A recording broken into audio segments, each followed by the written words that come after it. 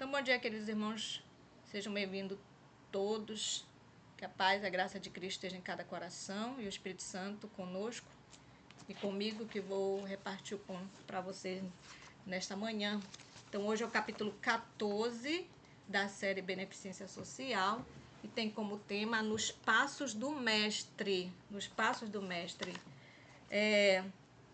O capítulo começa falando sobre o ministério médico de Cristo como modelo, né? Por 3 anos, os discípulos tiveram perante si o maravilhoso exemplo de Cristo. Dia a dia andaram e falaram com ele, ouvindo suas palavras de ânimo para o fraco e carregado de fardos, e vendo as manifestações de seu poder em favor dos doentes e aflitos. Quando chegou o momento em que deveria deixá-los, deu-lhes ele o poder de trabalhar como ele trabalhou. Favoreceu-os com sua graça, dizendo: de graças recebeste, de graças dai. Eles deviam ir ao mundo para derramar a luz do seu evangelho de amor e cura. A obra que ele havia feito devia eles fazer. Amém? Então, Cristo esteve ali com os discípulos, preparando eles, e quando ele partiu, ele falou para eles: faça esse mesmo trabalho que eu estou fazendo. E ele disse aqui que ele deu poder para eles, né? Poder para trabalhar. Aí vocês podem perguntar: mas eu não tenho o poder que os discípulos tiveram, que eles, até a sombra deles, né? Eles passavam, a sombra curava. Uma vez eu fiz essa pergunta, eu fui visitar uma determinada pessoa, e eu cheguei lá, eu fiquei assim, tão angustiada de ver a situação dela, porque ela tinha problema de diabetes. E a diabetes, ela já tinha perdido um dedo, perdido algumas partes do seu corpo. E ela tinha também saído de uma cirurgia, perdeu uns dedos do pé. Ai, gente, eu fiquei assim tão angustiada de ver aquela situação. A pessoa ficou tão feliz quando me viu. E aí eu louvei com ela, orei. Ela ficou muito feliz, ficou confortada. Mas eu saí angustiada. Sabe? Eu disse assim: Senhor, eu queria fazer muito mais por essa alma, que nem os discípulos faziam, de tocar na pessoa e a pessoa ficar curada, né? E aí, sabe o que Deus me respondeu? A reforma de saúde, ensinar a reforma de saúde, ensinar os tratamentos naturais. E nesta mesma semana veio uma revista que eu guardo com muito carinho, que fala sobre a reforma de saúde. Uma porta que Deus nos abriu da cura. E a gente sabe que quando você segue realmente, né, estritamente a reforma de saúde, você tem saúde. Isso, então, nós precisamos saber lidar com esse assunto da reforma de saúde, dos tratamentos naturais, para poder auxiliar as pessoas. E esta é a obra que também nós devemos realizar no mundo. Em simpatia e compaixão, devemos ministrar aos que estão em necessidade de auxílio. Tá vendo? Irmãos, o mundo é um hospital. Onde você anda, você vê pessoas precisando de ajuda. Parece que foi a irmã Dedé, né? Que vai sair com a irmã Berenice, vão nos valados e vão encontrar. Se consagrem, né? Para o Espírito Santo usar vocês na abordagem de casa em casa. Esta obra reclama laborioso esforço. É fácil? Não é fácil. Mas é compensadora, visto que por ela almas a perecer são salvas. Por intermédio de sua influência, homens e mulheres de talento devem ser levados à cruz de Cristo. Então, com esse trabalho, os talentos são mostrados, né? Almas são mostradas para levarmos eles até Jesus. Primeiro, as necessidades temporais. Irmãos, hoje em dia a gente está fazendo o contrário, né? A gente leva primeiro o espiritual, que é logo que a pessoa venha para a igreja, que é logo que a pessoa se batize. E olha o que diz aqui: podemos encontrar entre os nossos vizinhos, sofredores e desafortunados de todas as classes, e quando suas necessidades são trazidas ao nosso conhecimento, é nossa obrigação aliviá-las em tudo que for possível. Então chegou um caso até nós: coitado, vou orar por ele. É assim? Não. Diz que nós devemos fazer, diz que é nossa obrigação aliviá-los. É nossa obrigação fazer o possível e o impossível. Seria bom que cada seguidor de Cristo aprendesse a lição apresentada na parábola do bom samaritano. Então, Teve uma situação de uma irmã que ela era diretora, né, uma certa igreja, e ela me procurou porque tinha uma pessoa que procurou a igreja para ajudar, mas essa pessoa não era interessada, nunca frequentou a igreja, né, não tinha contato. Ela foi lá pedir ajuda porque a mãe dela estava com câncer. Além da mãe dela ser uma pessoa que tinha problemas mentais, ela ainda estava com câncer. E ela pediu ajuda. Aí ela me ligou perguntando se podia ajudar, porque essa pessoa não era membro, não era interessada. Aí lembrei disso aqui, né? Que se chega ao nosso conhecimento, é nossa obrigação aliviá-las em tudo que for possível. Aí eu disse, não, irmã, tem que ajudar. Se ela procurou a igreja, né, a igreja tem que ajudar a fazer o possível e o impossível. Então, nós fizemos uma corrente de ajuda com essa pessoa. Quando ela vinha para Belém para um tratamento no hospital de câncer, né, lá eles davam suporte para ela. Né? Quando eles vinham, aí eu estava na época em Paraupebas, eu acionava o departamento social da igreja de Belém, né, chamei a diretora e disse, olha, tem um caso assim, assim, assim, nós precisamos do suporte aí de vocês. E elas ficavam no abrigo. Eu disse, então vocês vão lá no abrigo, né, e dão um suporte para ela, toda vez que ela chegar. E foi assim que aconteceu. E aqui em Paraupebas, né, também eu fiz uma campanha para ajudar elas. Então foram 3 igrejas unidas para ajudar essa alma. Irmãos, o que aconteceu? Ela ficou curada, a mãe ficou curada, e ela com a família vieram tudo para a igreja. Tá? Vieram tudo para a igreja. E ela disse, uma coisa que me chamou a atenção na igreja foi o amor que vocês demonstraram para mim e minha família. Vocês não me conheciam, não exigiram nada de mim, mas se prontificarem a me ajudar. Então é isso que Deus nos diz aqui, né? Um mundo para salvar. Lembrai-vos de que há um mundo para ser salvo. Devemos desempenhar nossa parte, permanecendo ao lado de Cristo como seus colaboradores. Ele é a cabeça, nós somos sua mão ajudadora. É seu intento que nós, pela prática de trabalho médico-missionário, assumamos os pesados fardos deixando livres os opressos. Não fechemos os olhos à miséria ao nosso redor, nem os ouvidos aos clamores de angústia que ascendem continuamente. Irmão, se eu só oro, participo aqui da reunião, vou para a igreja, volto, mas não faço nada.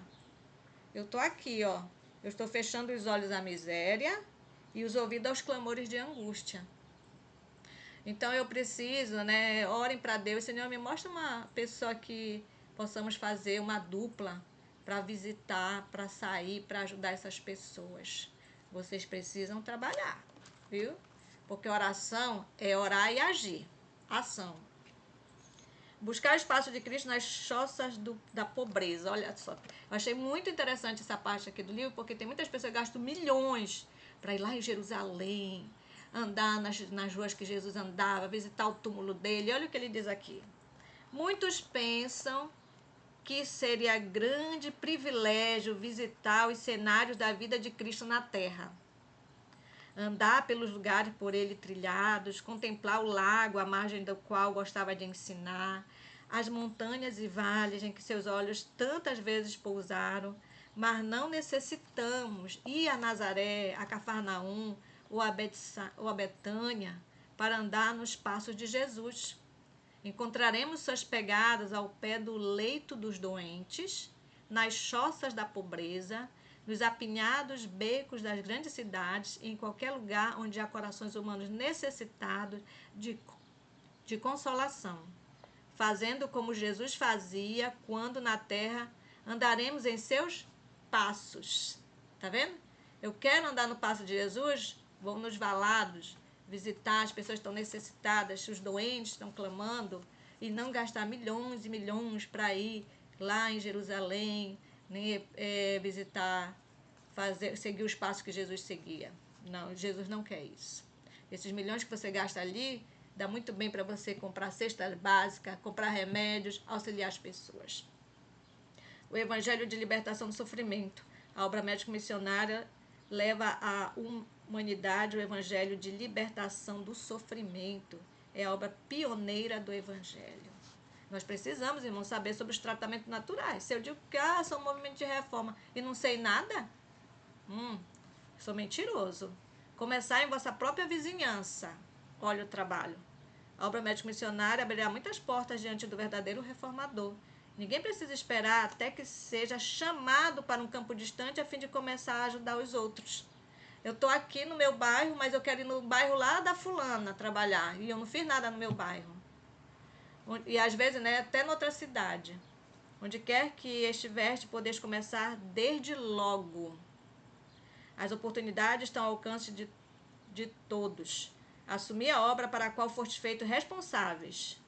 A obra que deve ser feita em vosso lar e em vossa vizinhança. Lar e vizinhança. Não fiqueis a olhar para ver quem, por sua vez, está pronto. Fulano não vai, fulano não está fazendo, eu não vou fazer também. Negativo. Se sois verdadeiramente consagrados, por meio de vossa instrumentalidade, Deus levará a verdade, outros a quem ele possa usar como instrumentos para derramar luz sobre muitos que estão tateando nas trevas. Por isso que é importante a nossa consagração, para Deus nos usar mesmo como instrumento e levarmos a luz a essas pessoas. Todos podem fazer alguma coisa, todos podem fazer alguma coisa. Os filhos são os membros mais novos da família do Senhor. Devem ser levados a consagrar-se a Deus, a que pertence pela criação e redenção. Então, devemos muito ter cuidado com a nossa família, né? Ela é prioridade na salvação. E depois dos nossos vizinhos, depois muito além, né? Todos devem fazer o melhor.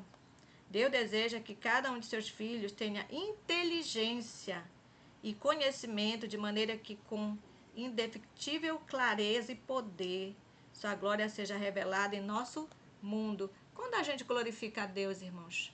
Quando a gente faz a obra que Cristo fez. Nós estamos glorificando o Senhor.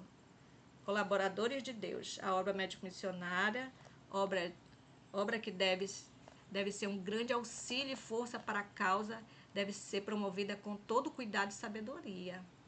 Nesta obra não deve ser entretecido nenhum só fio que prejudique o belo padrão que Deus deseja seja produzido. Então, nós devemos estudar. Nós temos os livros de saúde maravilhosos, irmãos. Aquele livro de saúde que nós temos ainda é o antigo dos tratamentos naturais. Tem uma amiga que hoje ela já é falecida, mas não foi desse problema que ela morreu. Ela teve câncer no útero. E quando nós descobrimos que ela tinha câncer, eu falei para ela assim: você quer morrer ou quer viver? Eu quero viver. Chamei a família, então eu fui lá e li o tratamento sobre o câncer, o que era o câncer, fui procurar saber direitinho. E aí eu vi que o psicológico é 50% da cura e a alimentação é outro 50%. Então eu chamei a família e disse: olha, o problema só era homem, os filhos dela, né? Eram 3 homens, o neto e o marido. Aí eu disse: olha, vocês querem que ela viva? Então não traga o problema para ela. Resolva os problemas de vocês, chega em casa feliz, e mamãe tá tudo bem, tudo maravilha. E chamei ela e disse: você precisa fazer uma reforma de saúde. Mãe, ela comia de tudo, até cobra ela comia, tá? Se você quer vida, você precisa fazer uma reforma de saúde. E aí levei o livro e eu fui para lá, cozinhava para ela, né? Ela ficou mais no cru, na fruta, no suco de uva integral.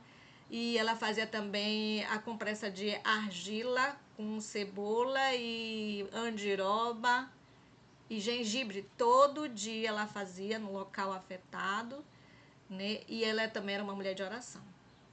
Ela é uma mulher de oração. Irmãos, 2 meses de tratamento. Ela foi fazer um novo exame. E aí ela disse: Alexandra, vê aqui como é que tá meu exame. Como eu não sei, né? Eu liguei para uma amiga minha que trabalha, que é a área médica, aí ela disse: Alexandra, ela tá curada, não tem nada no útero dela. Eu disse: olha, tu tá curada, mas vai no médico. Quando ela chegou no médico, aí entrou uma pessoa, ela estava esperando lá, e entrou uma pessoa assim, saiu uma pessoa triste da sala do médico. Irmãos, ela estava já com um documento, antes dela começar o tratamento, para ir para um hospital em Belém, que esse hospital só recebe casos mesmo bem problemáticos. E ela disse para mim: eu não quero ir para esse hospital.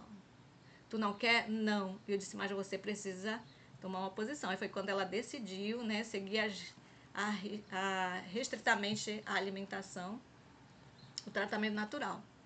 E aí, quando ela entrou na sala do médico, ela estava feliz. Aí ela disse assim: doutor, eu estou curada.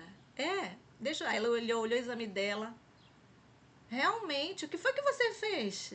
Ele não tinha passado nada para ela. Só deu um encaminhamento para ela ir para o outro hospital fazer tratamento. Ela disse assim, contou a experiência dela. Ele ficou maravilhado. Ele queria até me conhecer, eu e o meu marido. Só que nessa época eu tratei dela e viajei, né? Aí ele disse assim, nossa, olha, se você tivesse ido para esse hospital, hoje você estaria embaixo da terra.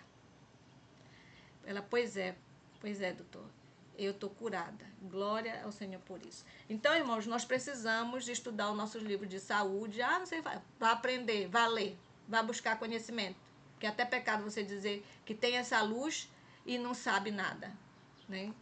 Então, vamos, a partir de hoje, quem está com essa falta, vai estudar os livros de saúde para ajudar os outros. Proclamando a verdade aos enfermos e aos sãos. O Ministério Evangélico é uma organização para a proclamação da verdade aos enfermos e aos sãos. Ele combina a obra médico-missionária e o ministério da palavra. Mediante essas instrumentalidades combinadas, dá-se oportunidade de comunicar a luz e apresentar o evangelho a todas as classes e a todas as categorias da sociedade. Deus deseja que os pastores e os membros da igreja manifestem o interesse ativo e decidido na obra médico-missionária. Tá vendo? Buscar o povo exatamente onde ele estiver, seja qual for a sua posição ou condição, e ajudá-lo de todo modo possível, eis o ministério evangélico. Quando fala em evangelismo, pensa que é só palavra. Palavra e auxílio, né? Os que estão doentes do corpo quase sempre estão também doentes da mente. E quando a alma está enferma, o corpo também é afetado. Como é que eu vou falar palavras se a mente está doente também, para uma pessoa doente? O capítulo 58 de Isaías contém a verdade presente para o povo de Deus. Nele vemos como a obra médico-missionária e o ministério evangélico devem estar unidos ao ser dada a mensagem ao mundo. Lá Isaías 58, né? Que fala que Deus não quer muitos jejuns, muitas orações. O que adianta eu estar jejuando muito, orando muito, mas eu não estou ajudando ninguém? Não faço nada no trabalho. Então, leiam Isaías 58, é muito importante. Sobre os que guardam o sábado do Senhor, é imposta a responsabilidade de realizar uma obra de misericórdia e beneficência. A obra missionária deve estar unida à mensagem selada com o selo de Deus. Tá vendo? Norte, sul, leste, oeste. Para que não se tenha compreendido a palavra de Deus, porque não se tem compreendido da palavra de Deus, que a obra que se faz no setor médico missionário é um cumprimento da passagem, sai depressa para as ruas e becos da cidade e traz para aqui os pobres, aleijados, cegos e os coxos. Depois lhe disse o servo, Senhor, feito está como andaste, ainda há lugar. Respondeu-lhe o Senhor, sai pelos caminhos e atalhos e obriga a todos a entrar para que fique cheia a minha casa. Então, foi o que aconteceu na experiência da irmã Maria, né? Tinha as cestas básicas, não tinha ninguém para doar. Ela foi, convidou, ninguém quis. O Espírito Santo deu coragem para ela ir só nos valados, mas os anjos estavam com ela, com certeza. E ela foi atrás das almas, né? Nos valados, nos becos, e conseguiu encontrar essas almas. Elas receberam as cestas. Esta é uma obra que a igreja, em cada localidade, norte, sul, leste, oeste, deve fazer. Devemos fazer, irmãos, devemos trabalhar, devemos sair nos valados, sair da nossa zona de conforto. Uma obra que deve ser feita tem sido posta de lado. Tem posta de lado. Para nós, a gente tem tempo, né? A gente tem condições, tem tudo, mas para os outros é a maior dificuldade. Que Deus nos liberte desse egoísmo. Quanto mesmo está por fazer. E, no entanto, quantos que pôde usar de maneira correta os talentos que Deus lhe deu, quase nada estão fazendo, além de cuidar de si próprios, a si próprios beneficiarem. Mas a mão do Senhor ainda está estendida. E se eles desejarem trabalhar hoje em sua vinha, ele aceitará o seu serviço. Então, se você ainda está hoje quieta no seu cantinho, hoje Deus te chama. Manter o equilíbrio. A obra médica missionária deve ser promovida pela igreja em esforços bem organizados. Nós vemos as missões, né? As missões cresceram muito, Deus seja louvado por isso. Deve ela ser para a causa de Deus, o que é a mão direita para o corpo. Mas a obra médica missionária não deve assumir a importância indevida. Deve ser feita sem se negligenciar outros ramos da obra. Então, precisa ter as missões, mas também os trabalhos, né, pessoais, individuais, de cada deve ser realizado. Parte de um grande todo. A obra médica missionária sempre devia ter estado presente na obra de reforma, mas jamais deve ela tornar-se um meio de separação entre os obreiros em seu ministério. Cristo uniu esses dois ramos em todo o seu trabalho. A obra médica missionária é parte do grande todo, como o braço é parte do corpo. Mas o braço não deve dizer à cabeça: não preciso de ti. O corpo tem necessidade da cabeça decididamente e dos braços para fazer trabalho ativo e eficiente. O corpo não deve tornar-se braço. Cada membro tem sua obra própria para realizar. Irmãos, o Espírito Santo inspirou o departamento de intercessão, na pessoa do irmão Jones, a realizar o projeto Amigos da Oração. O Amigos da Oração é esse trabalho que Cristo fazia, de casa em casa. E quando a equipe de oração chega na casa para orar, ela tem que ter um olhar, né? Usar o método holístico, que é observar a família. Se a família está precisando de ajuda material, se está precisando de ajuda espiritual. E quando ela visita aquela família e já vê que aquela família já tem uma amizade e aquela família precisa de ajuda, então ela chama o departamento social. Olha, eu visitei essa família precisa de ajuda. Tem como você ir lá fazer um cadastro e fazer uma pesquisa e auxiliar? Aí o departamento social vai lá. Essa família está precisando de ajuda espiritual, nós estamos trabalhando com ela, aceitou o estudo bíblico. Aí chama o departamento missionário. Não é o departamento de intercessão que vai fazer esses trabalhos. Ele vai designar cada item observado para os departamentos da igreja. Então, ele trabalha em conjunto com esses departamentos. É o que está falando aqui, né? A obra do médico missionário, pastores e professores devem trabalhar inteligentemente em seus respectivos ramos, instruindo os membros da igreja sobre como trabalhar nas atividades médico-missionárias. Quando os que professam seguir a Cristo tiverem a presença do Salvador em seu íntimo, serão achados fazendo como Cristo fez. Então, se eu não estou ainda com esse trabalho, eu preciso de Cristo na minha vida, eu preciso do amor de Jesus na minha vida, eu preciso ter compaixão, né? Ter empatia pelos que estão sofrendo. Quando o homem assume esta atitude e sente que está executando o plano de Deus e que por seu intermédio Deus está executando o seu plano, esse homem está na posse do divino poder, o qual não conhece derrota. Todo poder adversário não vale mais que a palha da eira. Olha, então, quando eu me coloco realmente para fazer o trabalho, Deus está comigo. Gente, Deus faz maravilha, Deus te dá coragem, Deus te dá ânimo para te realizar o trabalho. Eu lembro que quando eu cheguei em Paraupebas, quando eu cheguei lá, eu já estava com cargo no departamento social, né? Era auxiliar da irmã Otalinete, ela que era diretora. E eu cheguei lá, tinha um bom dinheiro no caixa do departamento social, e eu disse, gente, esse é até um pecado, esse dinheiro está aí, não está fazendo nada. Irmãos, foram 3 anos que eu fiquei lá, 3 anos de trabalho assíduo. Nós visitávamos orfanato, nós visitávamos idosos, nós auxiliávamos uma instituição que era para recuperação de drogados, e a gente visitava, né, bairros pobres, fazíamos trabalho lá com as crianças. Foi trabalho mesmo, a agenda do departamento lotada, e era todo mundo que participava, crianças, jovens e adultos participavam desse trabalho. Fazíamos recoltas, foi um ano intenso de trabalho, maravilhoso. Então, às vezes ficava assim, meu Deus, como é que eu aguentei fazer tudo isso? Não era eu, gente, era o Espírito Santo. Então, é isso que diz aqui, né? Quando você se coloca realmente para fazer, Deus te usa de uma forma maravilhosa. Introduzir nas igrejas obreiros que estabelecerão os princípios da reforma de saúde em sua conexão com a terceira mensagem angélica perante cada família e cada indivíduo. Encorajar a todos a tomar parte na obra pelo seu próximo. E vede se o fôlego da vida não retornará depressa a essas igrejas. Olha, vou repetir. Encorajai a todos a tomar parte na obra pelo seu próximo. E vede se o fôlego de vida não retornará depressa a essas igrejas. Gente, isso é sério. Por que a igreja está assim? Falta do trabalho pelo próximo. Falta do trabalho da beneficência social.